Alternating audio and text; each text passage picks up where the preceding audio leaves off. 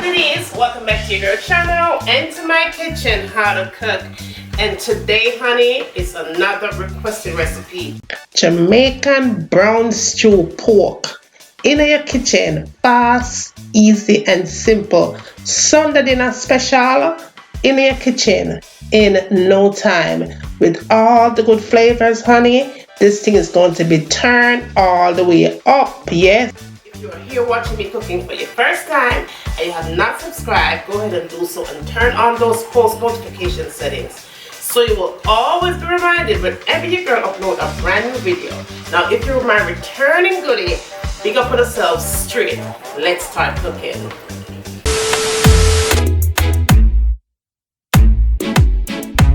Want to be independent, yet she can't read and write a sentence. Okay, my lovelies, let's start cooking. All right, the first thing I'm going to do here is add some salt to my well-cleaned pork, okay? And then I'm going to go in and add some black pepper to it. We're going to season this thing up nice and mellow. Then I'm going to add some onion powder, and in combination with the onion powder, we are going to go in and add some garlic powder. And this is a brand that I'm using here, Spice It. Spice It is pretty good. I like it. Yeah, I do. Alright, now we're going to go in with some all-purpose season, the Grace all-purpose season, because I always be using this one. Now I'm kind of start, playing around with different all-purpose seasonings, but I do love my Grace. Now I decided to use this grill mate season here just to see how it tasted on this particular brown stew recipe, right? And so I did go in with some paprika, and this is my pimento seeds, allspice, and I'm using about 12 of these seeds to this meat right here. Okay, now we're going to add some fresh garlic to it, and I am using my organic ginger here, and I did buy this in Aldi's because a lot of you been asking me where I purchased this. I did purchase it inside of Aldi's. I think it's about $2.79 if I'm not mistaken. Anyway, I'm going to go in with some dried thyme because, honey, that's all the girl have right now. I live far from the farmer's market, so I'm going in with some dried thyme. Okay, in addition to that, we're going to go in with a tap bit of the apple cider vinegar because I'm not cook nothing without my apple cider vinegar, alright? Then I'm going to go in with my Ocherous browning. Why? Because I love Ocherous browning, and I'm going to add it onto my meat. And I did use exactly about a tablespoon of that, and I did cook 6 pieces of pork chops, alright? So that the girl did for this recipe. Alright, moving right along, because your girl have to explain everything to you all thoroughly, right? Because we don't want to get this thing wrong. We're getting this right. Just go ahead and with your clean hands, you see some my hand them all white and them something there. That's because nobody paid white hand in my mind. That's because washing these hands with this COVID business in the water every minute, and that hand sanitizer, honey, is no joke, alright? So just not watch them hands there. Just watch the meat. The well-seasoned meat. We are going to let this sit for about, well, me I'm going to make this sit for about 30 minutes.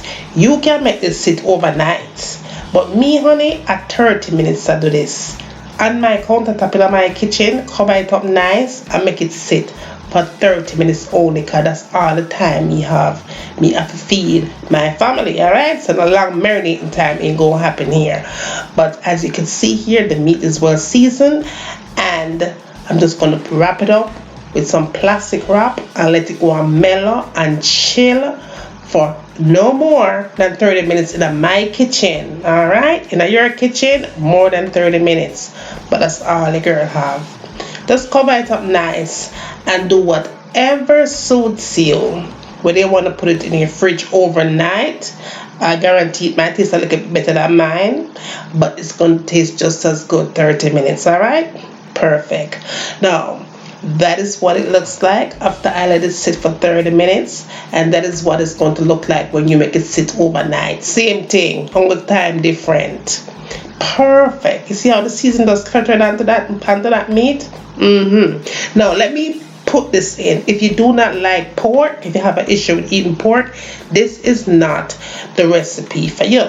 It's okay for you to hop out right here, because we don't want to hear no lay and a rary about no pork eating business. This is not the recipe for you if you don't eat pork, okay? So I can move along to the people who love pork.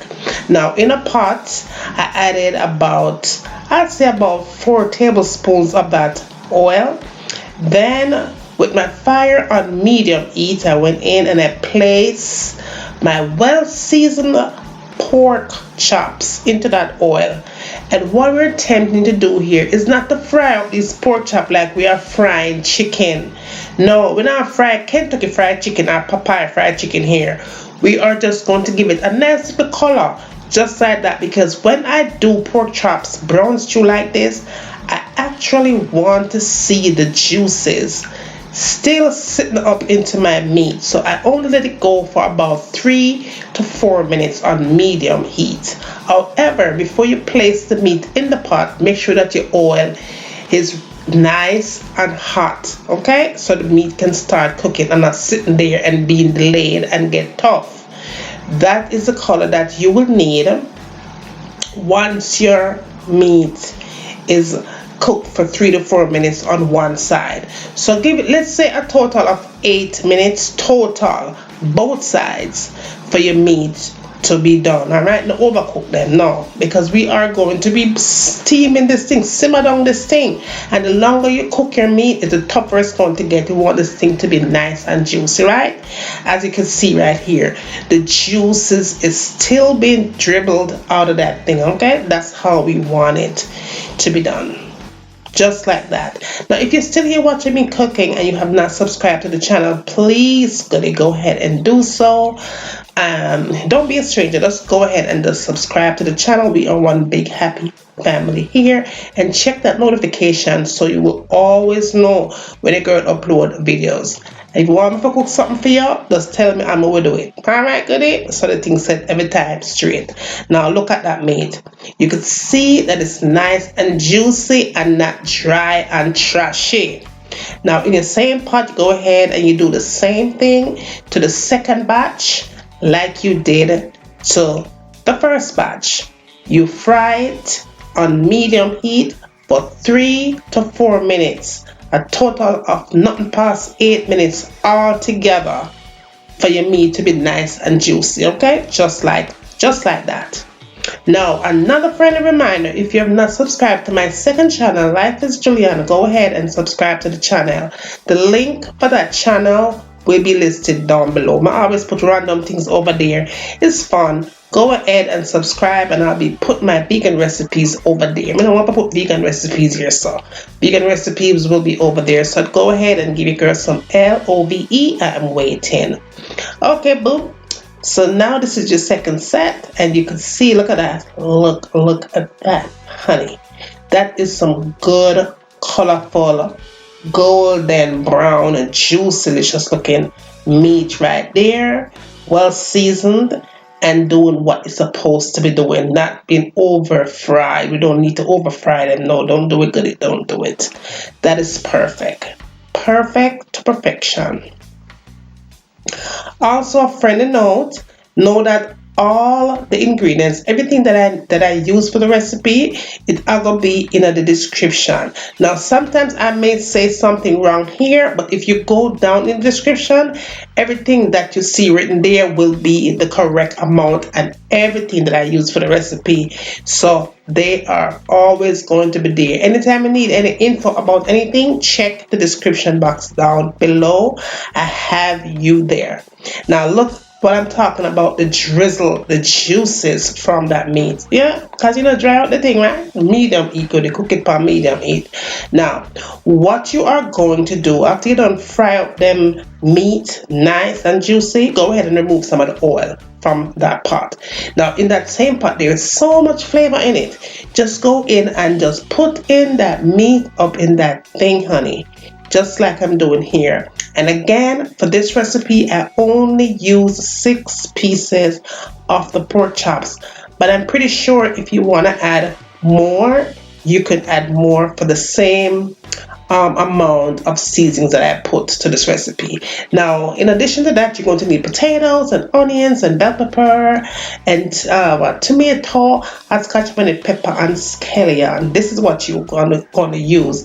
Now you can also add carrots if you want to add carrot, but I did not want to add carrot to this today. I do have another brown stew pork recipe that I did add carrot to it one long time thing. This is an updated thing, but yeah, that carrot was added to that one, but it wasn't to this. Now what I did though, I did add a little bit of water into that bowl that I used to season the meat in, and I did add exactly about 1 cup of water, okay, to it, about that, roughly about that. Then to give it a little up notch, I did add a little bit more thyme. Just sprinkle it off on my veggies, you know what I'm saying? Yeah, sprinkle a little bit off. I didn't really need to add anything else besides, I love ketchup. This is optional, y'all, but in my kitchen, in my Jamaican kitchen, I have to add ketchup on my brown stew pork, alright? You don't have to put it, but I can put it in my one. And I wasn't playing with it, alright? I did have quite a bit of that thing on there. And so all I'm going to do here, just don't bother it too much. Just kind of move your seasons around just to make sure that they are cooked to perfection. And you're going to leave your fire on that same medium heat. Do not turn it on high heat because you don't want it to cook too fast. Do not turn it on low heat because you don't want it to stay on the stove forever. And the longer you have it on the stove, it's going to generate a lot of water. So put it on medium heat, cover it up nice for about 20 minutes. After 20 minutes, you come back. You get a little container with about 3 tablespoons of cornstarch. Add a half a cup of water to it, just like I'm doing here, and give it a really good mix. Now if you don't have cornstarch, you might say you can use tapioca starch, or you could use flour, all-purpose flour only. Go ahead and add your water to it just like I'm doing here. The same amount of water, the same amount of 3 tablespoons of flour or whatever to it, and just go ahead and just pour it all up into your nicely almost done meat right here. Okay, just like so.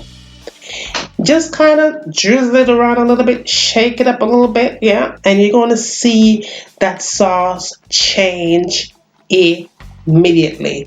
It's going to get nice and thick and rich, and it's doing what it's supposed to be doing. I really do prefer to use cornstarch when I'm doing recipes like this. If I feel like I need to thicken up my gravy or whatever, I really love to use cornstarch instead of using flour. But tapioca starch does the magic as well. Now all you have to do here, you're going to go back and give it another cover up again for about another 10 to 15 minutes tops. That's all you need to do on medium heat only. That's it, and the thing will be done. Now moving right along, we're going to do our rice and peas, and I did do gunga rice and peas for this recipe. I have many rice and peas up here, but this one I did it just a little bit different, and this is not authentic. This is just something that I do depending on my mood when I'm cooking for my family. Now my peas is already cooked here. I think I'm going to try to put some amounts down below, but we'll see, because yeah. But anyway, I have 2 scallions here, and so I'll just go ahead and beat these scallions, beat the daylights out of them, and we're going to add it into the liquid, okay, just like so. Now you're also going to need 1 scotch bonnet pepper, or any kind of pepper we have in the refrigerator, really matter. Now I am going to add an onion to it, and I'm using a small onion. The onion is totally optional like I told you before, This is not authentic. This is just something that I just feel to just play dandy shandy with my rice and peas today.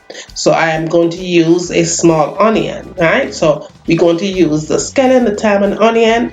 We're going to add 1 cup of coconut cream, not the coconut where you drink for your cereal, not the milk, the coconut cream, okay?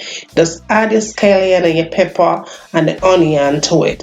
Now, I didn't have any thyme. However, I had thyme, but I only had the powdered thyme.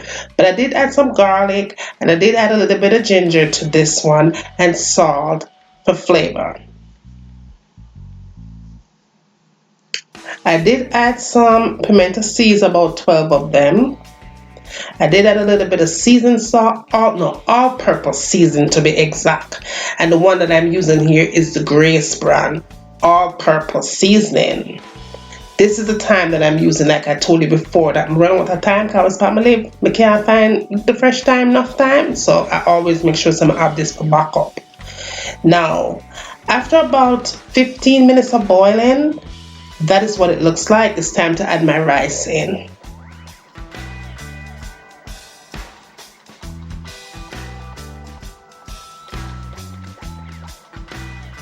Now the rice that I'm using is parboiled rice. I really prefer to use parboiled rice when I'm making rice and peas. If you're cooking rice and peas for your very first time, or if you're a beginner and still into that learning process, go for the parboiled rice because you cannot mess it up when you're using parboiled rice. Now if you're using white rice, you have to have exact measurements until you turn pro, but parboiled rice, you can never go wrong. Just go ahead and just give it a good mix. Make sure that your water dough is about 1 inch off the level where your rice is sitting for you to have the most perfect rice and peas, any kind of peas. Now I always use my foil paper. Yeah, foil paper to make the thing come out nice and shelly, right? Shelly. And so you give it a good, nice, tight up thing, and give it about 30 minutes of steaming on medium heat.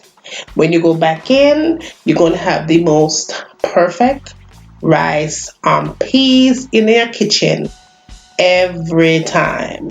Just like that, okay? Just like that.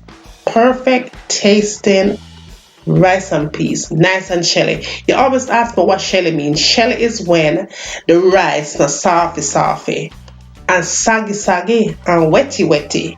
Shelly is when you can actually count your rice grain. When you lift it up with a spoon like that and show it back down at the pot, it just falls down one at a time, okay? That is shelly. If your rice and peas is sagging, it will not be able to do this. This is shelly. Now I'm going to go on to the next recipe, as we're going to make this fruit thing here, fruit salad. Alright, this is what I did. In a pot, I decided to use this pasta here, and this particular pasta, I love it, and I buy it also in the Aldi supermarket. It is lovely. I love it. I've been messing around with all these Italian different recipes. This is the one that I use all the time.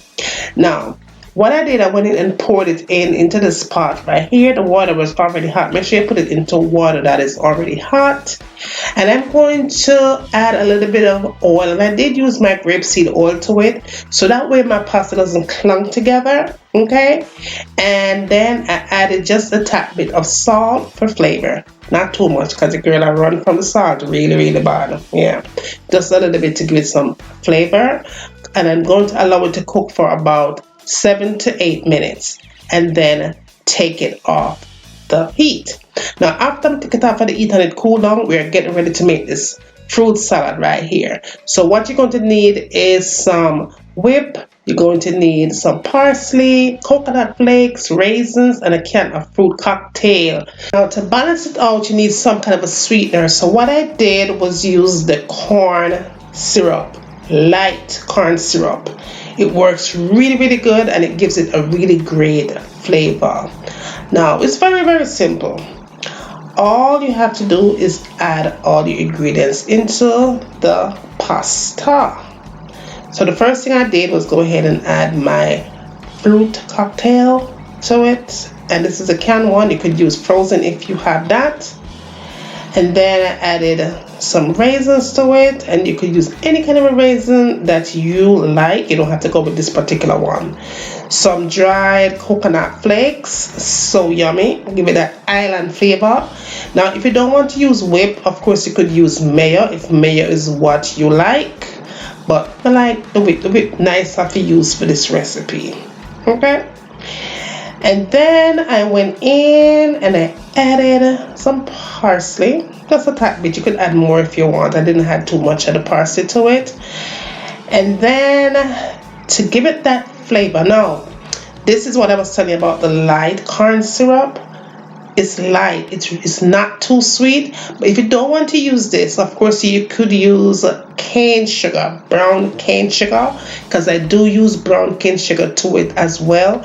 But I really do love the flavor that I get when I use the light corn, but when I use this, I love the flavor.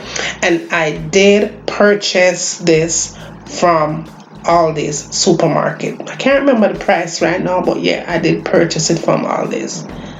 And I would say probably I use about 3 tablespoons of that. However, you can add more or less if you like. And you could also not use anything at all. The fruits is going to still give it that little sweet taste that you so like. Look at that.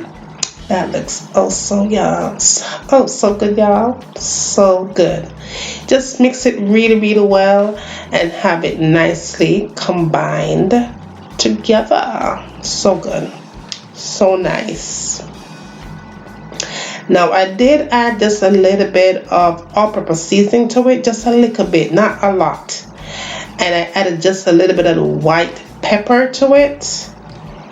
And that was it. That was it. It was done. It was all done. And it was saying my name, honey. Now, in addition to that, your girl went in with some plantains, because you can't have Sunday dinner without plantain, right? You might see this recipe on a different day, but a Sunday dinner, this was for me. Gave it a nice little fry up on them thing there. I sure did. The Sunday dinner, honey, was everything. Everything and more. But fry up them plantain them, yeah, until they are nice and golden brown on medium heat. You don't want to fry it too fast. You want it to cook nicely on the inside until they pretty much look like that.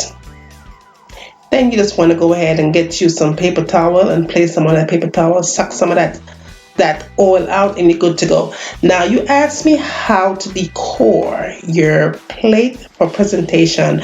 I'm not gonna do a big excitement, nothing right now, but just gonna give you a little something.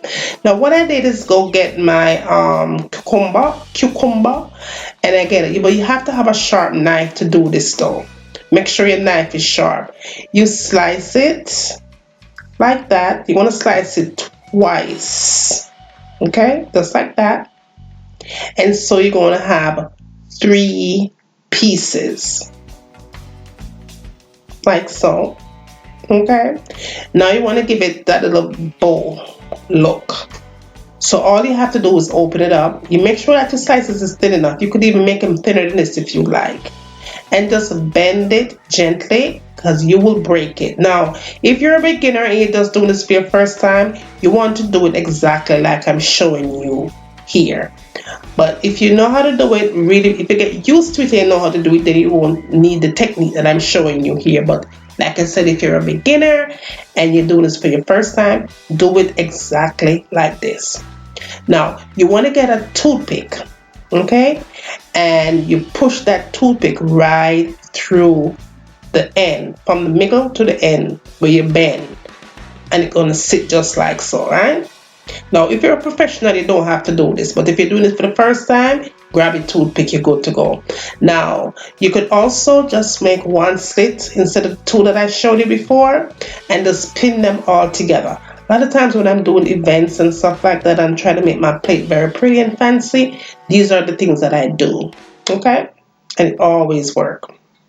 Now, you get your cucumber and you just make slices. You always do it like this. Whatever you decide to do, just slice it like that. Make sure that your knife is nice and sharp so you could have thin slices, and just make it fancy. With that same toothpick, just go ahead and just push it right through the others and just stick them together.